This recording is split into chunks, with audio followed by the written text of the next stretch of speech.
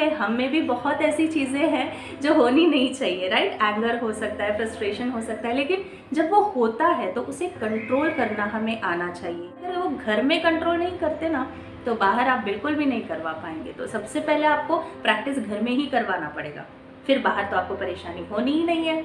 Hello parents, आज मैं आप लोगों के साथ ऐसे एक टॉपिक डिस्कस करने वाली हूँ जो पेरेंट्स होने के नाते हम सबके लिए इम्पॉर्टेंट है। ये चैलेंज आपने कहीं ना कहीं पेरेंटिंग में फेस की ही होगी। बताओ वो क्या है? हमारे बच्चे घर में एक तरह से बिहेव करते हैं और जब बाहर जाते हैं तो कोई और ही बन जाते हैं, किसी और ही तरीके से बिहेव करने लगते हैं, है ना। ये वाला चैलेंज आपने भी फेस किया है ना। तो चलिए आज इसी के बारे में बात करते हैं। नमस्ते पेरेंट्स, मैं हूं Sushmita Prabhu, parenting coach and certified trainer. स्वागत करती हूं आपका मेरे नए वीडियो में। अगर आप मेरी चैनल पर पहली बार आ रहे हैं तो बहुत सारे पेरेंटिंग वीडियोस आप लोगों के लिए पहले से बनकर तैयार है। प्लेलिस्ट को चेक करना ना भूलें। नीचे दिए गए सब्सक्राइब बटन को प्रेस करते हुए बेल आइकन पर ऑल दबाने से आप मेरे इस ब्यूटीफुल प्यारे से परिवार का एक अहम हिस्सा बन जाते हैं। तो चलिए आगे बढ़ते हैं। तो यहाँ पे हम एग्जाम्पल्स ले सकते हैं सुपरमार्केट जाने का, या फिर जब हमारे बच्चे पार्टीज में जाते हैं या अपने फ्रेंड्स के साथ खेलने जाते हैं तब उनका बिहेवियर बिल्कुल चेंज हो जाता है। अगर हम अपने ही बारे में सोचें तो जब हम खुद रहते हैं तो हम एक तरीके से बिहेव करते हैं और जब हम फ्रेंड्स के साथ या रिलेटिव्स के साथ होते हैं तो अलग तरीके से बिहेव करते हैं। अगर आप मेरी बात पूछो तो जब मेरी मम्मी आती है ना तो फिर मेरा बिहेवियर ऐसे चेंज हो जाता है। मैं ऐसी आलसी हो जाती हूँ कि मेरे हाथ पैर हिलते ही नहीं। बाकी के दिन तो मैं इतना सारा काम कर लेती हूँ, लेकिन जब मम्मी आती है तो मेरा बिहेवियर पूरी तरीके से चेंज होता है। और जब मेरे फ्रेंड्स आते हैं तो मैं पूरी तरह से भड़ भड़ भड़ भड़ बोल बच्चन बन जाती हूँ।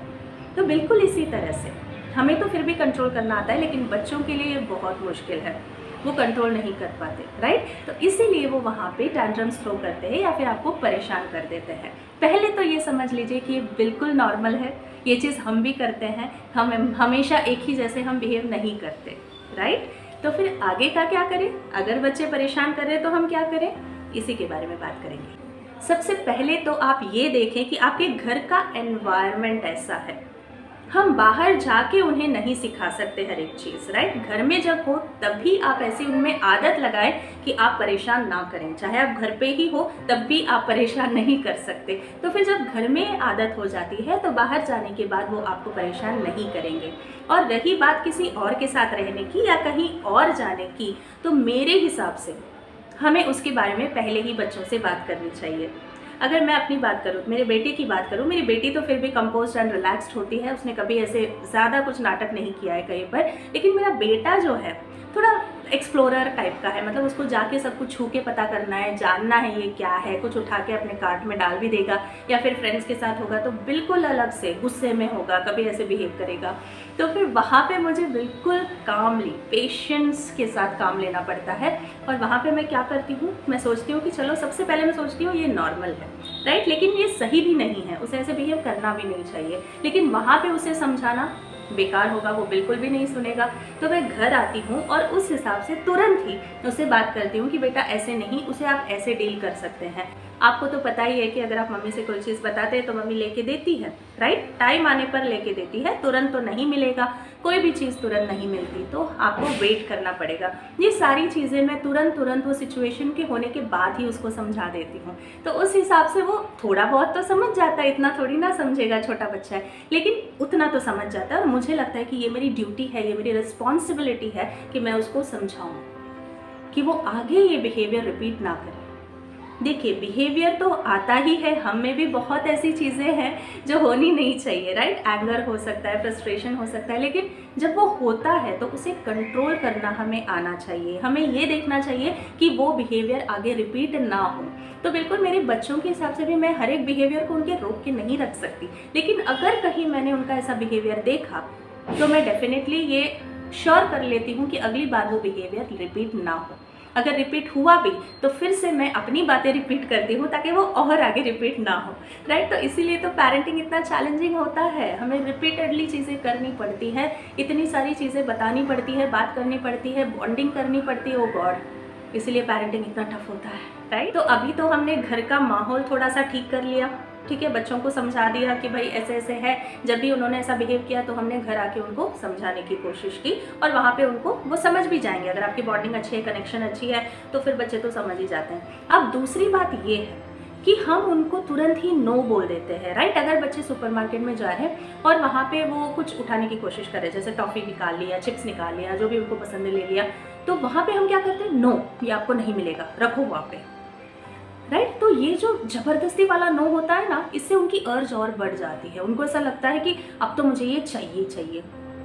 तो आप ये समझ लीजिए, अगर आप उन्हें लेके जा रहे हैं साथ में, तो थोड़ा तो उनके लिए है ना करना ही पड़ेगा। तो जंक फूड तो वो खाएंगे ही ऑब्वियसली, वहाँ से लेंगे ही ऑब्वियसली।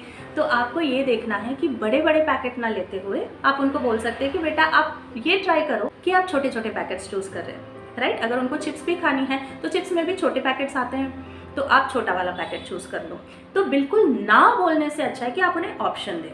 अगर आप ये बड़ा वाला लोगे तो फिर आपको वो वाली 50 पैसे की टॉफ़ी नहीं मिलेगी, राइट। 50 पैसे की टॉफ़ी से वैसे भी बच्चे आजकल वो नहीं होते, सेटिस्फाइड नहीं होते। फिर भी अगर वो घर में कंट्रोल नहीं करते ना, तो बाहर आप बिल्कुल भी नहीं करवा पाएंगे। तो सबसे पहले आपको प्रैक्टिस घर में ही करवाना पड़ेगा, फिर बाहर तो आपको परेशानी होनी ही नहीं है।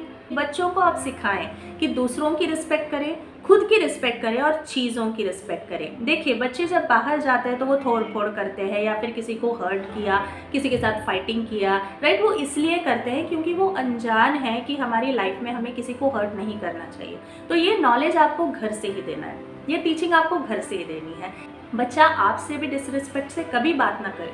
जब वो अपने आप से भी बात कर रहा हो तो भी वो रिस्पेक्ट दे, अपने भाई बहन से बात करे तो भी वो रिस्पेक्ट दे, और माँ बाप से तो बहुत अच्छे रिस्पेक्ट से वो बात करे। तो ये सारी चीज़ें जो यहाँ पे होती है ना, वो बाहर भी रिफ्लेक्ट हो जाती है। तो इट इज़ वेरी इम्पॉर्टेंट कि आप घर में उन्हें सिखाएं कि अपनी रिस्पेक्ट करें, दूसरों की रिस्पेक्ट करें, चीज़ों की रिस्पेक्ट करें।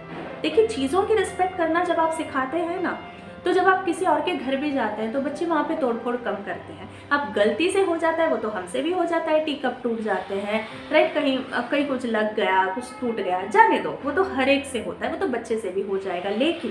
लेकिन हर एक चीज़ पे उसको टोकना ये भी सही नहीं है। फिर वो एकदम से, जैसे मैंने बोला ना कि उनकी अर्ज बढ़ जाती है वो करने के लिए, तो ऐसा बिल्कुल भी ना करें। घर पे उन्हें समझाएं कि हर एक चीज़ को आप रिस्पेक्ट करें। चीज़ें भी बहुत इंपॉर्टेंट होती है लाइफ में। मैंने पहले भी मेरे वीडियो में बताया हुआ है कि चाहे वो छोटी सी पेंसिल ही क्यों ना हो, वो भी हमें मदद करती है लिखने में। तो हर एक चीज़ हमें मदद करती है, तो हमें उसको रिस्पेक्ट करना चाहिए। ऐसे सिखाने से भी आपका आधा काम कम हो जाएगा, आपके बच्चे सुधरने लगेंगे, सुनने लगेंगे, मानने लगेंगे। तो जो आप घर में उन्हें सिखाते हैं वही बाहर रिफ्लेक्ट होता है। तो आज से ही उनकी ट्रेनिंग शुरू कीजिए।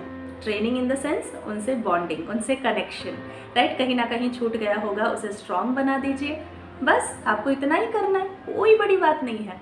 आज से ही शुरू कीजिए और देखिए वो डिफरेंस। मिलते हैं अगले वीडियो में। Happy parenting.